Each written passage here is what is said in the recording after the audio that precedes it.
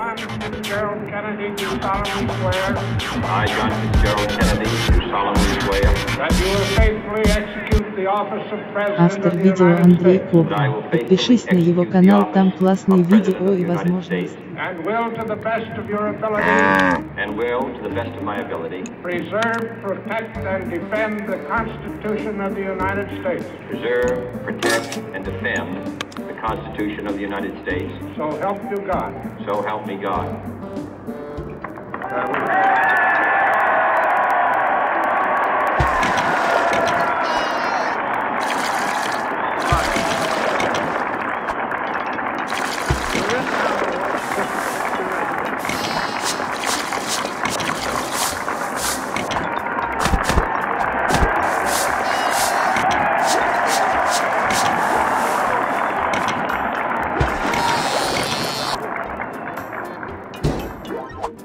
Vice President Johnson, Mr. Speaker, Mr. Chief Justice, President Eisenhower, Vice President Nixon, President Truman, Reverend clergy, fellow citizens. We observe today not a victory of party, but a celebration of freedom, symbolizing an end as well as a beginning, signifying renewal as well as change. For I have sworn before you and Almighty God the same solemn oath our forebears prescribed nearly a century and 3/4 ago. The world is very different now. A man holds in his mortal hand the power to abolish all forms of human poverty and all forms of human life. And yet the same revolutionary belief for which our forebears fought are still at issue around the globe. The belief that the rights of man come not from the generosity of the state, but from the hand of God. We dare not forget today that we are the heirs of that first revolution. Let the word go forth from this time and place to friend and foe alike that the torch has been passed to a new generation of Americans born in this century, tempted by war, disciplined by a hard and bitter peace, proud of our ancient heritage, and unwilling to witness or permit the slow undoing of those human rights to which this nation has always been committed and to which we are committed today at home and around the world.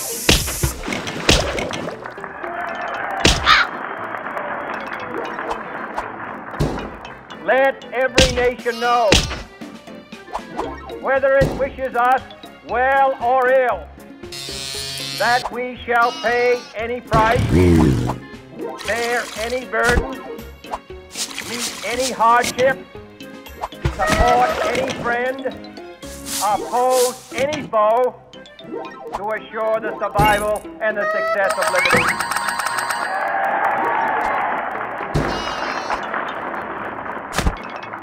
This much we pledge and more. To those old allies whose cultural and spiritual origins we share, we pledge the loyalty of faithful friends. United, there is little we cannot do in a host of cooperative ventures. Divided, there is little we can do.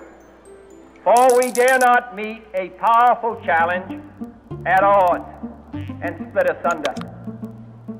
To those new states whom we welcome to the ranks of the free, we pledge our word that one form of colonial control shall not have passed away, merely to be replaced by a far more iron tyranny. We shall not always expect to find them supporting our view, but we shall always hope to find them strongly supporting their own freedom, and to remember that in the past, those who foolishly sought power by riding the back of the tiger ended up inside.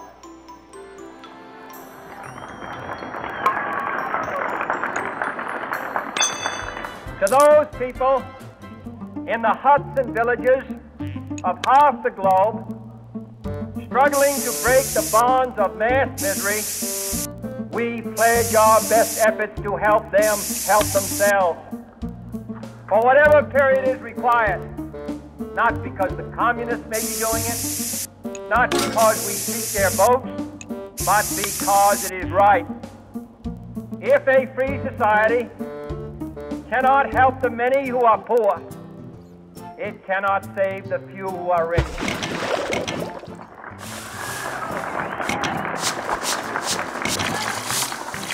To our sister republics, south of our border, we offer a special pledge to convert our good words into good deeds, in a new alliance for progress, to assist free men and free governments in casting off the chains of poverty. But this peaceful revolution of hope cannot become the prey of hostile powers. Let all our neighbors know that we shall join with them to oppose aggression or subversion anywhere in the Americas. And let every other power know that this hemisphere intends to remain the master of its own house.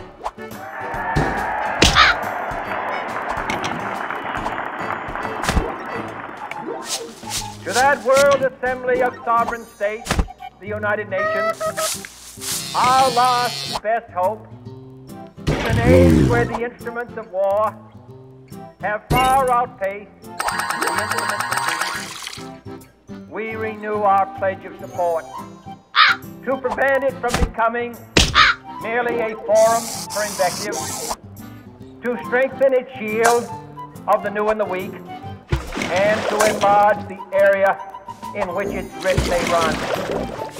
Finally, to those nations who would make themselves our adversary, we offer not a pledge, but a request that both sides begin anew the quest for peace. Before the dark powers of destruction, unleashed by science, engulf all humanity in planned or accidental self-destruction. We dare not tempt them with weakness, for only when our arms are sufficient beyond doubt can we be certain beyond doubt that they will never be employed.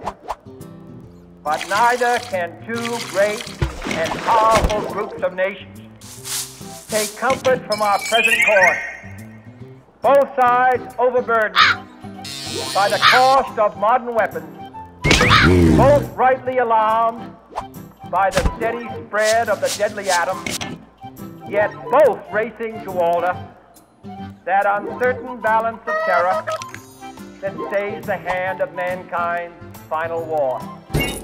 So let us begin anew, remembering on both sides that civility is not a sign of weakness, and sincerity is always subject to proof. Let us never negotiate out of fear, but let us never fear to negotiate.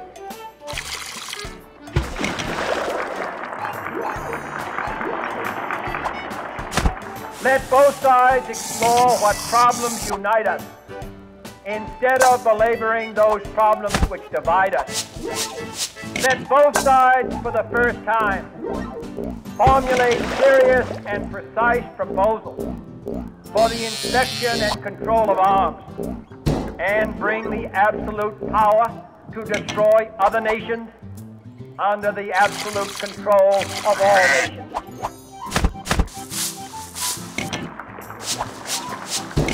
Let both sides seek to invoke the wonders of science instead of its terrors. Together, let us explore the stars, conquer the desert, eradicate disease, tap the ocean depths, and encourage the arts and commerce. Let both sides unite to heed in all corners of the earth the command of Isaiah to undo the heavy burden and let the oppressed go free. And if a beachhead of cooperation may push back the jungle of suspicion, let both sides join in creating a new endeavor, not a new balance of power, but a new world of law, where the strong are just, and the weak secure, and the peace preserved. All this will not be finished in the first 100 days, nor will it be finished in the first 1,000 days, nor in the life of this administration, nor even perhaps in our lifetime on this planet. But let us begin.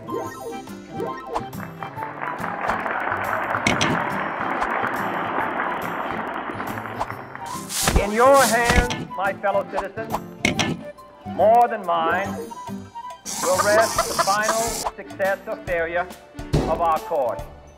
Since this country was founded, each generation of Americans has been summoned to give testimony to its national loyalty.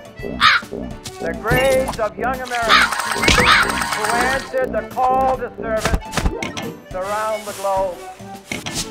Now the trumpet summons us again, not as a call to bear arms, though arms we need, not as a call to battle, though in battle we are, but a call to bear the burden of a long twilight struggle, year in and year out, rejoicing in hope, patient in tribulation, a struggle against the common enemies of man, tyranny, poverty, disease, and war itself.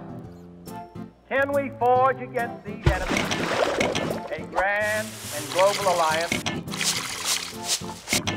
north and south, east and west, that can assure a more fruitful life for all mankind? Will you join in that historic effort?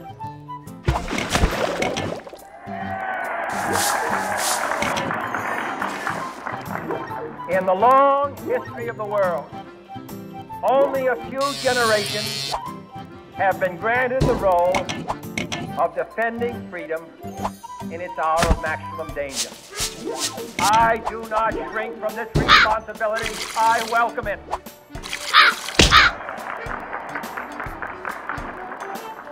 I do not believe that any of us would exchange places with any other people or any other generation. The energy, the faith, the devotion which we bring to this endeavor will light our country and all who serve it. And the glow from that fire can truly light the world. And so, my fellow Americans, ask not what your country can do for you. Ask what you can do for your country.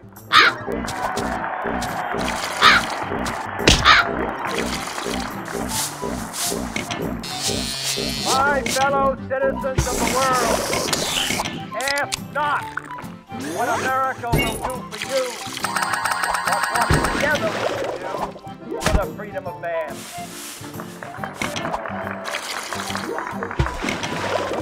Finally, whether you are citizens of America or citizens of the world, ask of us here the same high standards of strength and sacrifice which we ask of you.